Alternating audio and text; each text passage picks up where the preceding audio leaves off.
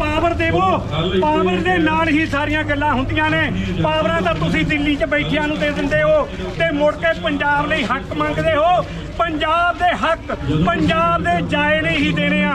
जिहड़ा सिੱਖੀ नूं पंथ नूं समर्पित होवे आ ਉਹ लोगों पहचान लो। अजे भी मौका मुड़ के अंजू बुझाउण बहाउण दा कोई फायदा नहीं। मैं भारत सरकार नूं भी कहना भारत दे विच हुंदा होया डटिया होया है। तुसीं सानूं मारदे हो जिन्ना मर्जी मार लो पर खालिस्तान की मंग तो असीं पिछे नहीं हटना। सो मेरी संगतां नूं अपील है बेनती है सिमरनजीत सिंह मान का साथ देवो। ਜਿਹੜੀਆਂ भी होर जथेबंदियां उत्थे पंजाब ने जूझ रही ने उन्हां दा साथ देवो।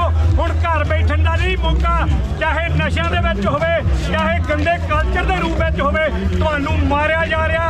पंजाब दीआं धीआं भैणां नूं स्टेजां दे नੱਚਣ लाता, ਉਹ ਡਰੱਗ ਦੇ ਵਿੱਚ ਲਾਤਾ। ਉਹ ਜਿਹੜਾ ਅੱਜ ਪੰਜਾਬ ਲਈ ਖੜਦਾ ਉਹਦੇ ਨਾਲ ਖੜ ਜਾਓ, नहीं तो तुसीं बर्बाद हो जाओगे।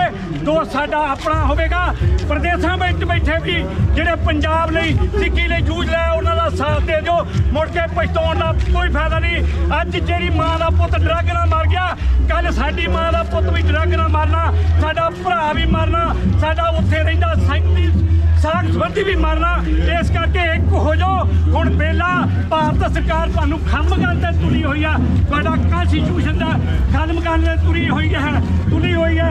दूजी गल जिहड़ा आपां अज जो अंबेडकर ने भी संविधान बनाया सी, जो शेड्यूल कास्ट ने उन्होंने भी हड़प्पण लई ये तत्पर ने। आपां समझ जाइए सारे इकट्ठे हो जाइए। आपां 90% आ, ये ब्राह्मण 10% अपने दे राज कर रहा, बंदा 4% राज कर रहा। आपां नूं इकट्ठे होने की लोड़ आ। अज के दिन तो मैं यही हथ जोड़ के बेनती करता आपां सारे इकट्ठे हो जाइए। ये ब्राह्मणवाद का डट के आपां विरोध करिए, तां ही आपां सर्वाइव करांगे, नहीं तो खात्मा कर देंगे। वाहिगुरू जी का खालसा वाहिगुरू जी की फतेह।